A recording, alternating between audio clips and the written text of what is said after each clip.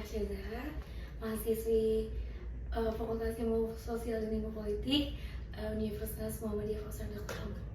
Aku ingin bertanya mengenai beberapa pertanyaan tentang wanita kaya. Gitu. Mungkin boleh kenalan diri dulu Mbak Safana dan backgroundnya. Ya, Sinta, kenalin aku Safana Zahira, biasa dipanggil Safa.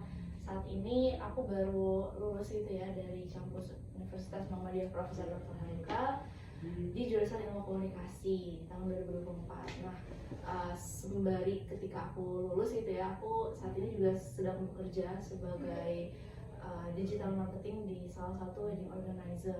Apa sih Kak yang menginspirasi Kakak untuk memilih karir di bidang ini gitu? Iya, apa yang bikin aku terinspirasi kenapa aku memilih digital marketing, karena tentu ya kita tahu bahwa masif banget nih saat ini kalau kita menggunakan produk-produk digital gitu. Kita juga menggunakan media sosial gitu kan, dan semua perkembangan informasi itu didapatkan full rata-rata ya dari media sosial. Nah, aku memilih di digital marketing karena menurut aku seru gitu ketika kita akhirnya berjualan atau menjual suatu karya atau jasa di bidang online gitu ya, di lewat daring, dan ternyata menarik atensi orang untuk membeli gitu atau untuk memakai jasa kita. Dan ya, jadi itu yang jadi inspirasi aku untuk memilih pekerjaan ini. Oke, makasih Mbak Safana. Terus untuk di dalam bidang tersebut, apalagi kan kita sebagai wanita tuh ada nggak sih Kak tantangan dalam karir Kakak nih yang pernah dialami gitu, dan bagaimana cara mengatasinya? Tantangannya adalah aku ini kan dari jurusan ilmu komunikasi ya. Nah, sedangkan di divisi aku itu information and technology, jadi IT gitu singkatnya. Nah, aku sebagai digital marketing di sana, kita agak cukup kaget sih, karena ternyata bukan hanya terkait dengan pemasaran digital yang kita pelajari, tapi juga kita belajar terkait dengan gimana sih cara beriklan di Facebook, kayak media sosial gitu ya, Facebook, Instagram, TikTok. Kemudian gimana sih caranya kita membuat konten-konten yang interaktif gitu ya, yang interaktif akhirnya orang tertarik untuk membeli atau memakai jasa kita gitu kan. Nah, yang mana cara-cara tersebut kan gak gampang ya untuk bisa menarik atensi orang gitu. Nah, sebenarnya dari jurusan aku gitu ya, dari jurusan ilmu komunikasi, kita kan selalu terbantu gitu ya, terbantu untuk pembelajaran terkait dengan cara berkomunikasi dengan orang, cara negosiasi dengan orang. Tapi untuk yang digitalnya tuh memang harus mencari dari berbagai sumber yang lain gitu, tak hanya ketika kita kuliah. Jadi ya itu sih tantangannya, adalah kita harus terus upgrade skill gitu, ikut berbagai course yang terkait dengan digital marketing. Kemudian kita harus sering-sering ketemu dengan klien atau customer kita biar kita mengetahui kebutuhan mereka gitu. Terus aku mau nanya Kak, bagaimana sih pandangan Kakak tentang kesetaraan gender di tempat? Karena kan mungkin banyak yang laki-laki tuh lebih banyak gitu ya di karir atau kayak gimana gitu. Nah, kebetulan aku bersyukur gitu ya, di tempat aku ini rata-rata kita 90% wanita. 90% wanita, bahkan owner kita sendiri adalah wanita.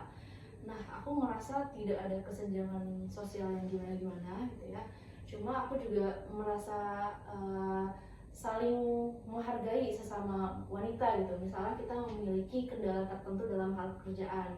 Contohnya, ya nih lagi kurang enak badan karena lagi haid atau pasca melahirkan, atau ada kondisi tertentu yang hanya perempuan yang merasakan itu. Dengan hal tersebut kita bisa mendapat toleransi gitu dari pekerjaan itu, entah itu cuti atau entah itu istirahat sebentar sebelum bekerja kayak gitu. Jadi aku merasa kesetaraan gender juga terlaksana gitu di kantorku ini. Terima kasih ya Kak untuk jawabannya. Terus aku juga mau nanya Kak tentang bagaimana sih menjaga keseimbangan antara karir dan juga kehidupan pribadi. Kalau untuk menjaga keseimbangan itu antara karir dan juga kehidupan pribadi, jadi aku mulai dari ketika aku kuliah gitu. Jadi ketika aku kuliah, aku sambil menggali ilmu. Cara aku menggali ilmu adalah dengan aku ikut bekerja, ikut proyekan dari luar gitu ya. Dengan sendirinya, memang rata-rata kita juga tentu ingin meraih kayak meraih hal yang material atau finansial gitu ya. Tapi dari situ kita jadi belajar, oh ternyata ketika di luar lapangan nih ya, ini saat aku kuliah gitu ya, ketika beneran berani untuk keluar lapangan, mengambil proyek atau menjadi freelancer dan lain sebagainya, itu tuh menambah keilmuan kita terkait dengan bidang yang kita tekuni, terutama yang digital marketing ini. Jadi cara aku menyeimbangkan adalah ya kita jalani gitu ya, kita jalani apa yang sudah menjadi kewajiban dan pastikan tanggung jawab kita terpenuhi gitu. Ya kalau misalnya untuk pekerjaan kelar atau selesaikan dulu pekerjaannya gitu kan. Nanti ada sesi di mana kamu juga harus belajar gitu untuk perkuliahan atau kehidupan pribadi, misalnya ya membantu orang tua dan lain sebagainya, itu akan balance apabila kita merasa punya tanggung jawab gitu untuk menyelesaikannya gitu. Oke, makasih Mbak. Berarti kayak kita harus memanage waktu lah ya. Benar. Terus aku mau tanya sih Kak, sebelum terakhir, untuk pencapaian terbesar dalam karir sampai saat ini itu apa sih Kak? Pencapaian terbesar dalam karir saat ini, aku berpengalaman lebih dari 3 tahun di bidang komunikasi digital. Aku mengawali karirku sebagai graphic designer, kemudian copywriter dan content writer di salah satu NGO yaitu Lembaga Kepemimpinan selagi masih kuliah ya. Dan di penghujung masa kuliah aku juga memperoleh kesempatan untuk belajar magang merdeka gitu ya dari programnya Kemendikbud Ristek Dikti, namanya MSIB, dan aku di sana sebagai digital marketing gitu ya. Sambil sebagai digital marketing di sana yang magang, aku juga menggarap jurnalku atau tugas akhir aku gitu. Jadi selama kurang lebih 6 bulan aku magang tersebut, aku juga pas banget menyelesaikan tugas akhir aku, hingga akhirnya alhamdulillah aku dapat lulus 3,5 tahun gitu. Jadi ketika aku MSIB lulus, di saat yang sama aku juga selesai dengan tugas akhir aku.